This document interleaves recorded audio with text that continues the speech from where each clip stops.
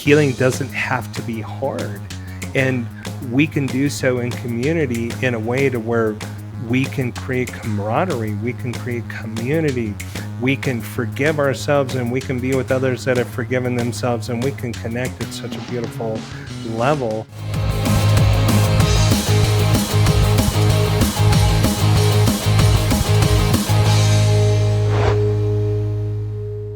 Hello, and welcome to the Alternative Flight Plan podcast, where we explore the healing paths your regular medical provider might not tell you about. With over 2 decades of naval service, I've learned that creativity and adaptability are key to solving complex problems, especially when it comes to healthcare. My guest today is Dr. Lance Cutsforth. Lance comes to us with a ton of letters after his name, as well as a ton of life experience. Importantly for me, he's a board-certified doctor of functional medicine. However, he's also an Army veteran, and I send my condolences, and deeply involved in helping create the future of what holistic healthcare might look like. With the work he's doing with the Mon Sana Retreat Center, he's getting a great start with that, I think. So without further ado, let's taxi our aircraft to the catapult and get airborne with Dr. Lance. Lance, welcome. Thank you so much for having me on, Kristin. And condolences well received. You guys slept better than we did. You ate far better than we did. I just didn't like water. That's really what it boiled down to. I don't blame you. At least you weren't an Air Force veteran, because then we'd really have to make fun of you. All right. So you and I met through Wes Buckley and the No Fallen Heroes Foundation. He interviewed you for his podcast, and it was so insightful and so interesting to me that I immediately set up a time to talk to you. And then we ended up talking for about an hour. And you filled me in on all the things you're doing. So, you filled me in on a lot of your life story, which I think we're going to filter in through it. But tell us where you are now and what you're doing, and then we can kind of work backwards from there. Sure. So where we are now, we're in the thriving metropolis of Buffalo Creek, Colorado, population 88 roughly, and we're in the Front Range of the Rocky Mountains. We call them foothills here, although we're sitting at 700-800 feet. If it's not above 10,000 feet, it's not really a mountain in Colorado. So we're in this nice little spot halfway between Denver and some of the high peaks. And so we're southwest of Denver, northwest of Colorado Springs. So geographically, that's where we are. As far as life mission, where we are, we're running a deep healing retreat center as kind of a phase one for a bigger plan that we're looking to create and expand. Our focus here is deep healing for TBIs, PTSD, complex PTSD, suicidal ideation, substance misuse, anxiety, depression, all of the things that tend to go along with the career paths of being military or a first responder or law enforcement or their families. So that is our primary audience, although not exclusively. We do also work with C-suite folks, pro athletes, those that are, when we can get to the concept that if we can heal some of our past traumas, then we can really step into optimization and thriving. And that's something that we want to make available to all. We just, with our tribe of veterans, first responders, law enforcement, the lived experience allows the building of trust quickly so that we can really drop in and do some of the deep work that needs to be done to make those shifts. So phase one is we're running the retreat center. Phase two will be opening a detox and residential treatment facility to help people that are struggling with substance use. And then really we're looking to build a community and not just hit it and quit it as far as fixing the injuries, the moral injuries, the TBIs and things like that, but really setting a course to a more fulfilling life. And that includes things like teaching people how to set up a backyard garden, and to food education, interaction education, um, being more available for our kids, helping our kids. If we clear our generational traumas, then helping our kids to clear them as well, so we can really shift the needle. So there's a quick one over the world. There is so much to unpack out of that last 60 seconds that you just said. Where do I start? Let's go with substance use disorder.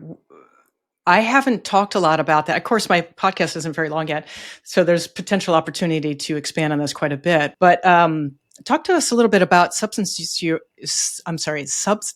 disorder and why you're focusing on that as opposed to, because a lot of treatment centers are focusing on PTSD and they're focusing on TBI, but the substance use seems to be written off as kind of a symptom rather than part of the problem. So my view may not be real popular with the current recovery structure because that structure is a revolving door. And from my perspective, those that run those centers like reoccurring clients, especially if they're compliant clients. I did a lot of work from 2010 to about 2016, helping veterans wean off of opiates. And we were using cannabis at the time as a weaning vehicle. So much of the programming has been that cannabis is a gateway drug. And I would offer that cannabis is an exit drug. Alcohol is the gateway drug.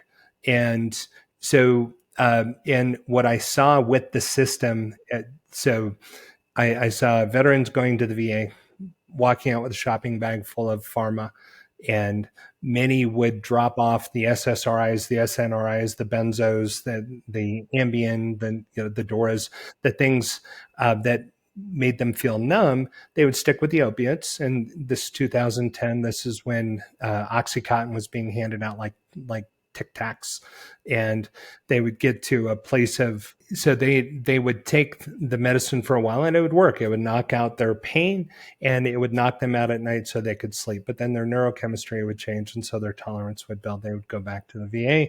VA had a cap.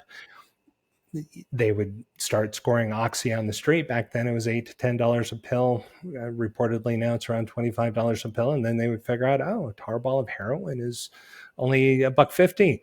So let's roll over and start shooting heroin. So we had these semi-functional or up to highly functional heroin addicts that were still attempting to hold a job, attempting to hold their life together, and seeking relief from the pain. And what I saw were the methadone clinics didn't want to help them wean.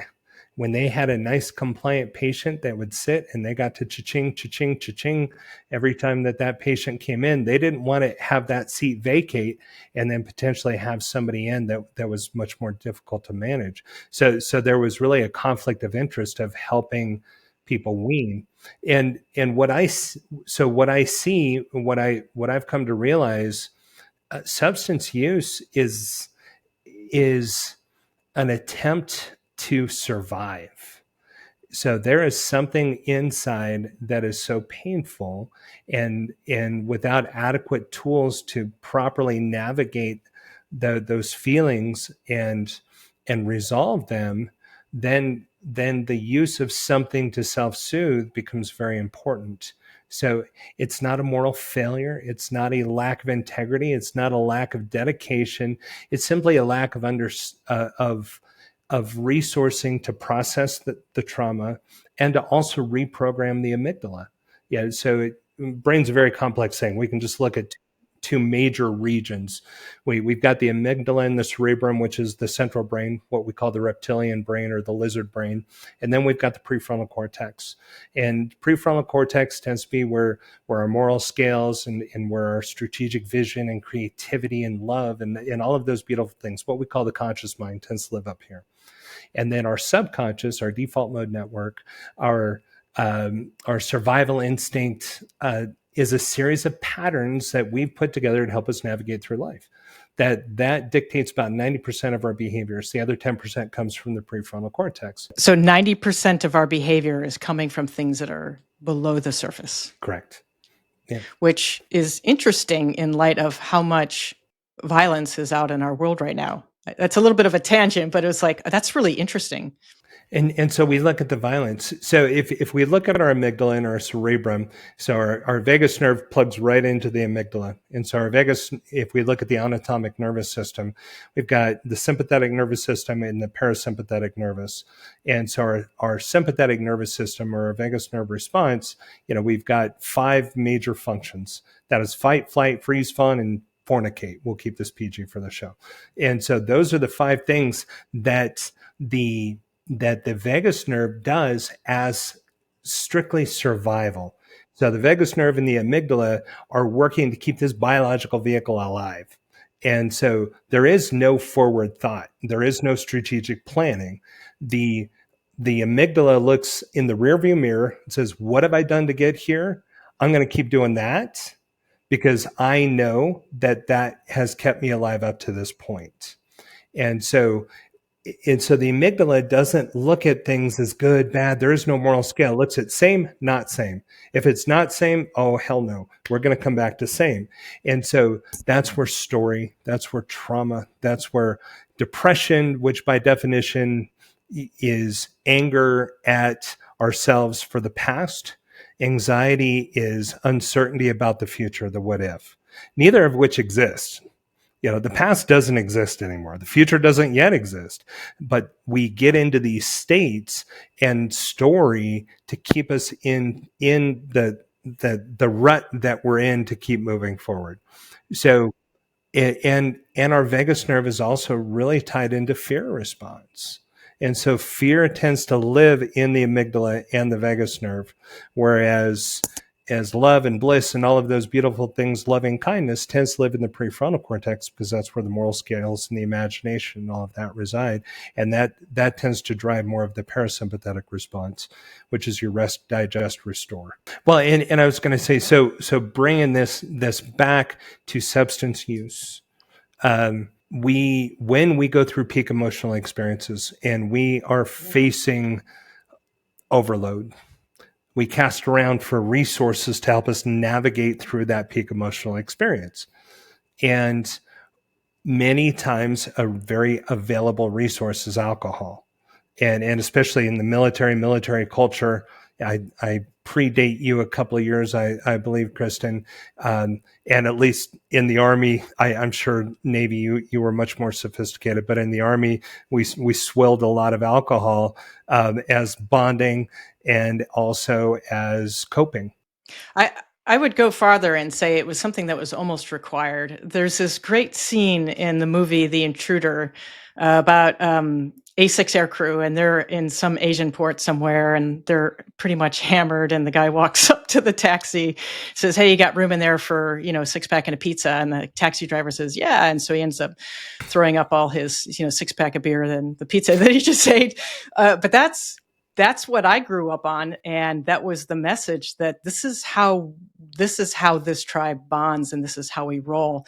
And not only is it acceptable, but in order for you to be accepted as a part of the group, this is what you need to do, which can put you in some really interesting situations, especially for a woman doing what I was doing. I had to be very, very careful to take care of myself. But I agree with you that this doorway of alcohol use opens up just Pandora's box of other problems with, and it's not just military veterans. I mean, you look at all the sponsorship for all the major sports. It's all, alcohol, beer, and cigarettes, and that kind of thing. I guess cigarettes aren't necessarily advertised, but it's certainly glorified, chewing tobacco. Anyway, I think there's a message in our country that says that, substance use is bad while we're endorsing substance abuse. So I appreciate that it's a big part of what you do and how you parse out how you want to come up with a treatment plan for somebody.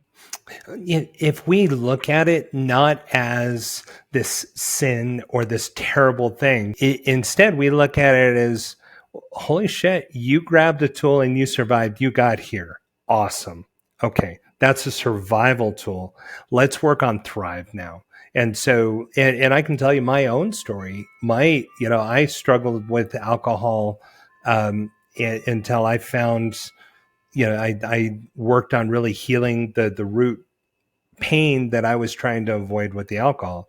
And I went so far as, um, I became a collector of fine whiskeys and tequilas, because then that justified my addiction. It was, oh well, I've got to be able to speak with authority about this thing, and you know, and that became what I thought was the smokescreen. It's almost like the emperor with no clothes, right? So that was my smokescreen of well, I'm a fine spirits connoisseur and collector, and bullshit. It was just me justifying that addiction. Why? So why was I putting all of that in place to justify that addiction? Because that was the place where I was finding soothing. And so why would it, but so then we keep asking why, like a 3-year-old, why did I need soothing? Well, I was struggling with this pain. Well, why was I struggling with this pain? And so then we could unpack the layers and the layers. That the challenge is, if we don't know how to reprogram the amygdala, the prefrontal, the conscious mind can reprogram the subconscious, but it takes awareness and it takes time and it takes repetitions. I don't know if you're familiar with the Dunning-Kruger curve of behavior modification. We've taken that and modified it a little bit, and there are four levels of building a new pattern. There's inception, deception, transformation, and identity. And this is some of the work that Rod Hairston put together, which was in collaboration with Tony Robbins. And so these four major stations of behavior modification. First is inception, and that's unconscious incompetence. And I'll take us all back to a time that I think we can relate to. We're 14, 15 years old. We're going to go get our driver's license. And so we're in inception, unconscious incompetence. I'm going to go get my driver's license. It's going to be great. I'm going to drive my friends to the mall or the beach. I'm going to have so much independence. And then I'm going to be able to drive to my job and I'm going to make lots of money. It's going to be great. We're going to have the windows down, the tunes cranked. Awesome. How hard can it be? Grandma's drive, right? So that's inception. That's unconscious incompetence. We don't know what we don't know. And then we start driver's ed. Now we're in deception. That's conscious incompetence. Now we know what we don't know. And we're sitting, oh crap, I've got to learn this whole manual. And we're going through, and I've got to study for this test. And crap, the gym teacher that doesn't like me drew the short straw, and he's got to teach driver's training this summer. So he's my driving instructor. Oh crap, I've got 2 other people in the back seat that if I screw up, they're going to laugh at me. So, and then the subconscious starts coming up with stories, right? And the amygdala starts telling stories. You're not going to be able to make it. This is too hard. You're not going to be able to do it. They're going to laugh at you. But if we have a strong enough why, and so we've got to have the why as the driver, the why. I'm not going to be the only guy on my football team that doesn't have his license. I'm not going to be, having my parents drop me off at the prom. Whatever it was that it took us to motivate. Okay, we can move out of deception. We can overcome the story that amygdala is telling us, and then we can move into transformation. Transformation is conscious competence. That's where we're putting in the reps. And I tell people it's like riding a pogo stick uphill. Some days are good. Some days we come down, boom, some days, but then we bounce back up and boom, we bounce back up. And over time, we can look and see that we're making progress. It's like Wiz with this Top Gun trading. You look at trends. We don't day trade emotions, right? Especially when we're trying to change behaviors, because if we have a sucky day, screw it, I'll quit. Well, then we're in deception if we're there. So transformation is bounce, bounce, bounce, bounce, bounce. Then finally we get up to the top, and that's identity. That's unconscious competence. So there has come a point after putting enough reps of driving in where now you can be driving down I-70, with your knee steering, unwrapping a granola bar, eating it, texting somebody, and telling Siri to change the song. All this happening concurrently. Why? Because now it's identity. You being able to drive is a conditioned response. So now your prefrontal cortex has trained your amygdala how to do something. We can take that same concept to any behavior pattern. And if we understand it, that's how we move out of survive into thrive. So you're a functional medicine doctor, right? You're board certified functional medicine, and you have this retreat center where you are doing some deep work with people. How are you marrying the two of those to do what you just said? So functional medicine is a practice, fairly new practice, and the basic concept is two basic concepts. One, gut health regulates so much of what we do, um, and the gut is what we refer to as the second brain.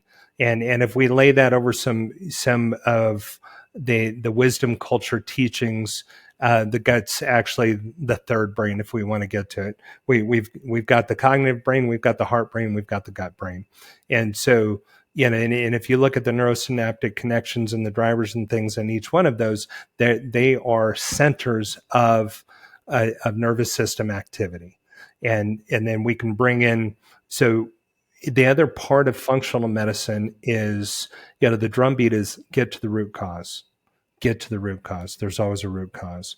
And the more we've done this work, the more we realize so much of the root cause is our mental state and how we choose to view things. So we approach things that there are three major pillars. We've got the physical, physiological, we've got the mental, emotional, psychological, and then we've got the spiritual / community. And each one of those legs of the stool need to be of similar length for us to be in a good homeostatic place. If we're just working on the physical, physiological, then that's one really long leg of the stool, and then two others that are really short. It's hard to adequately balance on that. If we work on two, okay, we can try to balance on two, but it can be a little tippy and it takes a lot of effort. When all three are there, then it's stable and we can be in a place of being. So that drive to get to root causes has led to an expansion and marrying of other, other modalities, processes. In my study of functional medicine, which came up through a naturopathic route versus an MD or a DO route, um, we studied plant medicines, we studied food as medicine, we studied what's happening when we're bringing synthetic derivatives in, what happens when we spray glyphosate on our food sources just to get another 10-15% yield, and recognizing that those things are not optimal for the performance of this biological vehicle we're driving around in. And so one of the metaphors that I use is, so if we, let's say the computer that we're all looking at right here, there's hardware, software, and an operator. So if I wanted to print something at the printer, I need the proper hardware. I need the printer cable or the Wi-Fi. There needs to be and I need a keyboard. I need something to direct the printing. So hardware needs to be present and needs to be operating properly. Software needs to be present. And then the operator needs to know what the hell they're doing with the hardware and the software, right? So in the same way, the hardware is the biological vehicle. The software is our mental process, mental, emotional, and psychological process. And the operator is the spirituality community. It's self. It's that thing that existed before we got here that will exist after we leave, whatever that looks like for you. Soul, spirit, love, light, energy, universe, whatever you choose to call it, just that concept of something that existed before you got here that will exist after you leave. If we can agree on that, saying that basic principle, then that becomes the third leg. Let's go back to something real quick, because you're the first person that I've ever talked to that actually said this out loud, even though we know it's a fact. You had three nervous systems. We have what goes on up in our jelly upstairs. We have our gut, which I think most functional osteopaths and naturopaths recognize as a key component to health. But you mentioned the heart as well. And I know in Chinese medicine, the heart is 1/5 of the big wheel. Like there's nothing without the heart energy. We call that the heart in Chinese medicine, the monarch, because it's running everything. Okay. So it's not the brain. Tell us a little bit more about how you recognize the heart energy, the heart nervous system, and use heart energy in what you do. So if we look at different, I guess, templates or lenses, and we lay them over the top of each other and look for synchronicity. So if we look at Ayurvedic medicine, we have 7 major chakras or energy centers in the body. Chinese medicine, we've got the monarch as the heart. If we look at David Hawkins' levels of consciousness, which is more of a scientific analysis of some of these ancient theories, we look and we realize that each of our intelligence centers have a range of what it is of the emotion that they regulate, and also the energy that they create. So with the gut brain, that's where so survival starts in the gut, and the gut it's almost like rock, paper, scissors. Sometimes the gut will hijack the brain to get where it wants to go, and bypass the heart. Because when we're in survival, it's okay. I feel in my gut, intuition, whatever we want to call it. And we also have things like apathy, guilt, shame, anger, anxiety. So much of that can reside in the gut. The highest energy level in the gut is courage. And then from there, then we can look up into the heart, and then in the heart we find acceptance. We find we find empathy, we find compassion, and we work up to love is the highest energy state of the heart. And then in the brain, we've got imagination, we've got bliss, we've got expansiveness, we've got enlightenment, which isn't the top of a mountain. It's just part of a circle, or I view it as more of an upward spiraling helix, because we can hit a quote a level of enlightenment and go back and look at things from the past and see them differently. And then as we see them differently, then we start the cycle all over again as we're elevating our way up. So I look at different resources and assess what ends up being true for me, and also lay them out on kind of the buffet of concepts for people to look at and see what works for them. I firmly believe that there are fractals of truth everywhere, and I also firmly believe nobody's got 100% of the answers in the solution, because if they did, the world wouldn't be in the situation it's in right now. So I don't know if that answered your question completely, Kristin. Well, I think what you talked about was the heart center and the chakras, and acknowledging the fact that we're more than just blood and guts, that there's an energy center here that needs to be addressed along with some of the other things. And I think that, and from Chinese medicine, I'll describe it this way: the heart is part of this. Each part of the wheel, whether that be heart, fire, earth, spleen, stomach, whatever, has a different component of our soul. And the Shen is what lives in our heart. And you can see the Shen in somebody's, it manifests in somebody's eyes. So if somebody has a really strong Shen and they're really healthy, you can see it reflected in really vibrant eyes. You could just see that looking at you.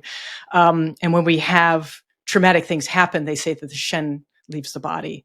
And in order to treat trauma, you need to bring the Shen back in. And I feel like that's part of what you're doing. In different ways, whether the Shen leaves the body, whether there's armor put around the heart space to protect it. We can bring in Dick Schwartz internal family systems as a way to look at this as well, because those wounded little ones, or the exiles, that they're being protected by these layers, or the protectors, the managers and the firefighters, if we want to go down that vernacular. And really, they're different ways of describing really the same process, which is the healing of the heart, and getting to the place where the heart can be forward and be present, and have connection. It's hard for two people in plate mail armor to hug each other and feel really connected, but so much of what we do is we put up this plate mail, and that's the protectors, and that's and many times we assume an identity, and when we assume an identity, then that becomes one of the most powerful drivers in the human psyche. And so if my identity is whatever we choose, that's a survival tool. That's not a thrive tool. Give you an example. Alcoholics Anonymous. I think there are some great things that come from AA. And however, there's also some self-limiting beliefs that are created in AA. Hi, my name's Lance. I'm an alcoholic. Hi, Lance. So now there's a reinforcement of this identity that somehow I'm an alcoholic, that somehow I'm this deviant. And from my view, why?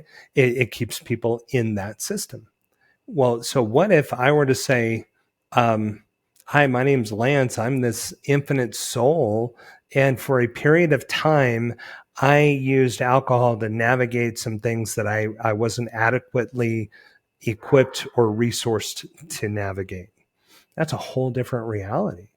So that's not casting guilt and shame. That's not staying in those lower energy levels. That's getting at a point of acceptance. That's heart space.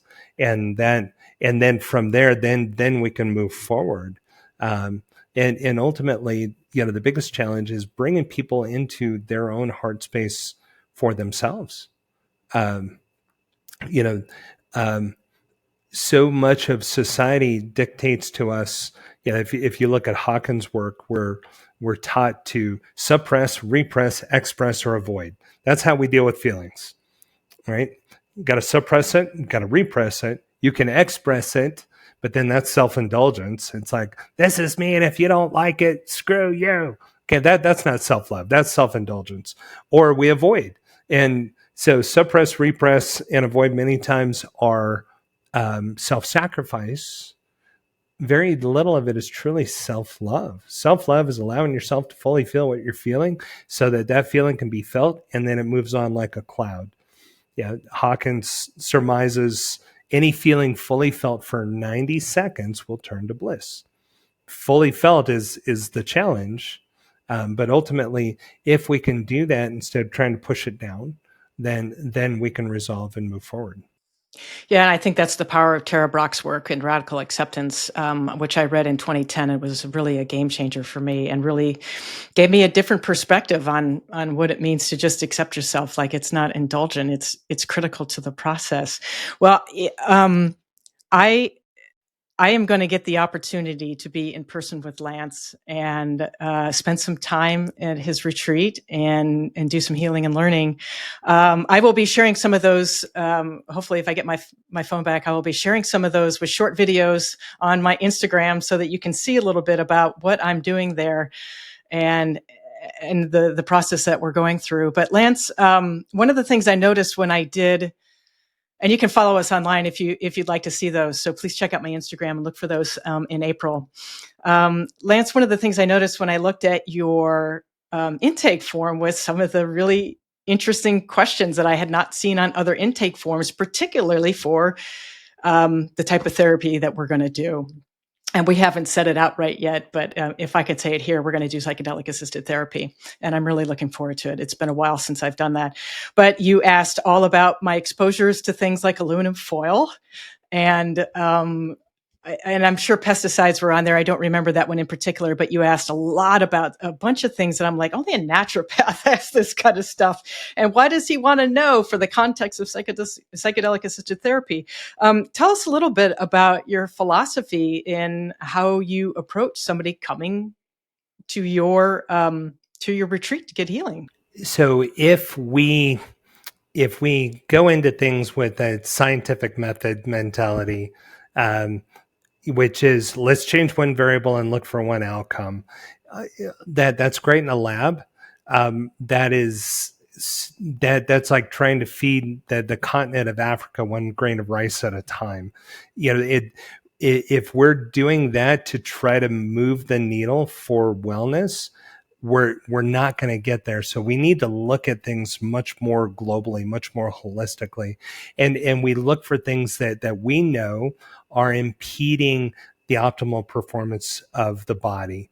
And so things like aluminum, we know that aluminum exposure creates a higher probability of lymphatic dysfunction, and we also know that it creates a higher probability of early onset dementia and Alzheimer's. Okay, so what is that? That's that's a perception issue. That's a neurological issue. So we want to look at the things that are potentially impeding neurological function, because yes, we are going into working with transcendental substances. So it's kind of like doing the pre-flight before you hop on the old Tomcat. Dude, you're going to want to walk around and make sure that okay, we don't have rivets coming loose, and we don't have things that aren't functioning optimally. And if it's like, oh shit, we've got to get in the air, at least we know. So we know what the capabilities of the vehicle are when we go airborne. To try to throw an analogy back to the Navy pilot there. I think that's important, because when you have people, there's a number of different things that come into factor when you're using these substances. You are having this great transcendental experience, but you're also having a physiological experience, which can be very challenging on the body. So if you have heart conditions or you have a liver condition, these things can be difficult to process through the the natural detoxification system of the body. Added to that, it is my opinion, this has not been tested, and this is just my theory, that when we are going through these transcendental states, we experience emotional detoxes as well, which again can be a very if the body keeps a score, if Bessel is right, then the body keeps a score, that if we're going to let some of these things go, they're going to come out physiologically. And I think you're right in that, looking at the deep history of somebody's exposures to certain things, mold and pesticides and that kind of thing, is really important when you're going to put this heavy duty thing into the system to try to make a big impact. If we look at the Chinese medicine concept of our internal organs versus external organs, Chinese medicine, your whole digestive tract is an externally facing organ, just like your skin, because things from the outside can come in contact with it, and the things that don't have contact with outside are our internal organs, and so we need to look and assess. There are things that we take in that cause inflammation, that cause dysfunction of our internal organs, and even some of our external organs. So we need to be aware, again, because if there are lots of things grounding out the wiring harness, we need to be able to look and identify, oh, okay, well, maybe I've got a wheat sensitivity. I would argue you likely have a glyphosate sensitivity, and it just happens to be that the gluten protein chain has been modified enough to where your body identifies that as a threat. And so then we go into a mast cell response and an immunoglobulin E response, because the body, the killer cells that tear apart pathogens and communicate those back to the T cells that make immunoglobulin G, and the B cells that act as the memory bank. Okay, well, they're picking a fight with a fence post, because this thing that's coming in is viewed as a threat, but hey, this isn't this isn't a living organism. Okay, so now we've got to do more of a front end response to tell the body, don't bring that in anymore. And so we look at these different things that are being introduced into the body, because they corrode the wiring harness, if you will. And so we want to be able to at least reduce some of that corrosion before we go into these states, so that those stuck energies, and I love Bessel's work as well, and so those non-cognitive traumas that are stored in our fascia can be properly released, because we can't discharge the stickiness if we don't have an adequate pathway for that to discharge. Couldn't agree more. With our last couple of minutes here, I want to talk a little bit about the community and connection that happens at your place. I think one of the things I'm looking forward to, Lance and I had let me back up a little bit. Lance and I had a preparation call last week, and he started telling me about some of the fun things that we're going to be able to do while we're there. And I think what interested me the most, I'm looking forward to having a transcendental experience. Let me, not going to lie to you. But I think what I'm looking forward to more is, number one, a week away from my cell phone, with the exception, of course, of posting videos to shamelessly self-promote on my Instagram, and creating connections with other people, creating an in-person connection with you, because we've talked so many times on video. And one of the first things that Lance did after we ended the call is he sent me a picture from his backyard of the terrain. I'm looking forward to creating a connection with the animals and the environment. And I think that's one thing that's overlooked a lot when we talk about connection and community, is the connection and community that we get with nature. Once you give us a little bit of a preview for the audience of what I'm going to experience with nature and connection at your place. Sure. One of the things that we say is that the repair happens during the retreat and the recovery happens in community. So ultimately, we are communal creatures.